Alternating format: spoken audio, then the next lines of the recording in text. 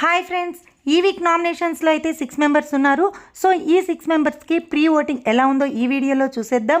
అలాగే నామినేషన్లో జరిగిన ట్విస్ట్ ఏంటో కూడా తెలుసుకుందాం. ఆల్మోస్ట్ అన్ని ఓటింగ్ పోల్స్లో కూడా గంగవ్వ ఓటింగ్తో అదరగొడుతూ ఉంది. తనైతే టాప్ 1 ప్లేస్లో ఉంది.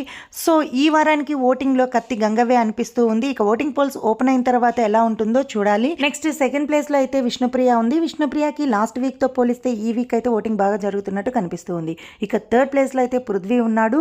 పృథ్వీకి కూడా గ్రాఫ్ బాగా పెరిగింది. ముందు వీక్స్ కంటే కూడా ఈ వీక్ పృథ్వీకి ఓటింగ్ అయితే బాగా జరుగుతూ ఉంది. ఇక ఫోర్త్ ప్లేస్లో అయితే యష్మి ఉంది. యష్మి గ్రాఫ్ అయితే రోజు రోజుకి పడిపోతూ ఉంది. తనైతే డేంజర్ జోన్లోనే ఉన్నట్టే. ఇక మెహబూబ్ దిల్సే కూడా 5th ప్లేస్లో ఉన్నాడు. తను కూడా డేంజర్ జోన్లోనే ఉన్నాడు. సో ఓటింగ్ పోల్స్ ఓపెన్ అయిన తర్వాత ఎలా ఉంటుందో చూడాలి. అందరితో పోలిస్తే సీతకి చాలా తక్కువ ఓటింగ్ అయితే జరుగుతుంది. సో తనే ఎలిమినేషన్ జోన్లో ఉంది.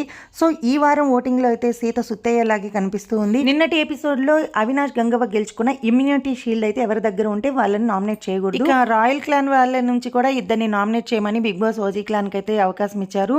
సో నైని పవన్ చేయకూడదు. ఒకవేళ చేస్తే మాత్రం 1 లక్ష ప్రైజ్ మనీ నుంచి పోతుంది.